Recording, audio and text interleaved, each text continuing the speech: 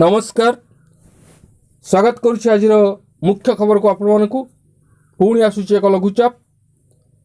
ये लघुचाप प्रभाव किभली भाव में ओडिशा उपरे पड़िबो जेहेतु अक्टोबर मास तेणु निश्चित रूपे समस्त मनरे बात्यार भय रही। तेबे अक्टोबर मासरे जदि बंगोपसागर में लघुचाप सृष्टि हुए तेबे ताहा निश्चित रूपे बात्यार रूप निए एवं एभली अनेक घटना आम सामने घटी। आम पूर्व अनेक बात्या को सामना करें एवं अंगे लिभेचे। तेबे वर्तमान देखिबार कथा है ये जो लघुचाप सृष्टि होगा जाउची यह बात्यार रूप नेब कि नहीं, यार प्रभाव ओडिशार केउं केउं स्थान रहिबो।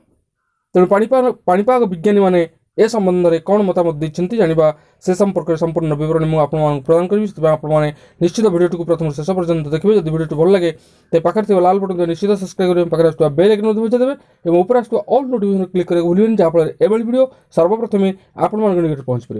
तेज आसतु जाना आज लघुचाप संपर्कित विशेष गुरुत्वपूर्ण खबर को।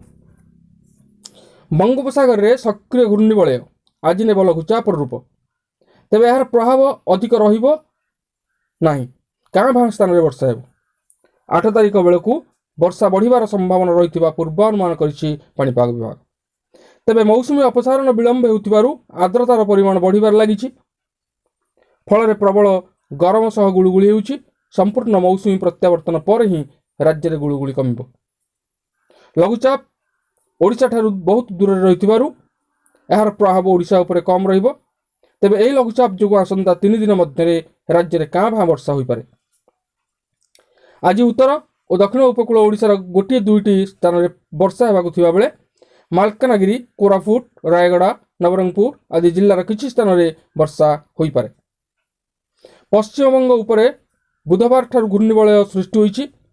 यह ओडिशार दूर रहिबो एवं राज्य को कौन प्रभाव पड़िबो नाही।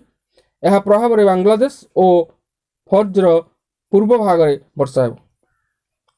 सेहीपरि गतकाली बिजुली और घड़घड़ी 10 जिला को येलो अलर्ट जारी करिछि पाणीपाग विभाग। पाणीपाग केन्द्र सूचना अनुसार दक्षिण पूर्व बांग्लादेश उपरे घूर्णिबलय सृष्टि होइछि नवेम्बर रे बोली सूचना कंडीशन रो उन्नति यह पश्चिम उत्तर पश्चिम गति करिब। कंडीशन जेतेबेले डेवलप हुए 4 तारिख बेले पश्चिम भारत रे तापमान ओडिशा उपकूल निकटरे एक लघुचाप साधारणतः लालिना वर्ष गुडी आंचलिक पाणीपाग विज्ञान केन्द्र आकलन अनुसार 4 तारिख पूर्व ठंडा अनुकूल ओडिशा समेत किंतु वर्तमान केन्दुझर अक्टोबर और ढेंकानाल जिले में घड़घड़ी बिजुली सह कंडीशन होइबो। ता धीरे धीरे सक्रिय हो जाए पाग मुख्यतः सक्रिय हो रहिबो। अनुध्यान कले केते परिमाण रे स्थान रे हल्का वर्षा हो जानि परिबा आमे। अन्य पक्षरे 8 तारिख बेलकू किछि दिन वर्षार परिमाण बढ़ि तापमात्रा 37 रु 28 डिग्री सेल्सियस संपर्कित आगुआ सूचना 2025 सुधा आर्द्रतार परिमाण 70 रु 80% रहिबार योजना रही। गरम सांग को गुळुगुळी जीवन वर्तमान लक्ष्य करिबार जिंस हला बंगोपसागर रे जो लघुचाप सृष्टि हेबो ताहा बात्यार रूप नेबो। आसंता 7 तारिख बेलकू जेहेतु लघुचाप राज्य को पूर्व दिशा ठार बहुत दूर रहिबो तेणु तार प्रभाव ओडिशा उपरे पड़िबो नाही। तापमात्रा तळु खसिबा आकाश मेघाच्छन्न रहिबो बोली अनुमान करा जाउछि। आज आंचलिक पाणीपाग केन्द्र सूचना अनुसार आज पुणी देखा आगामी वीडियो। धन्यवाद। भद्रक, केन्द्रापड़ा, जाजपुर,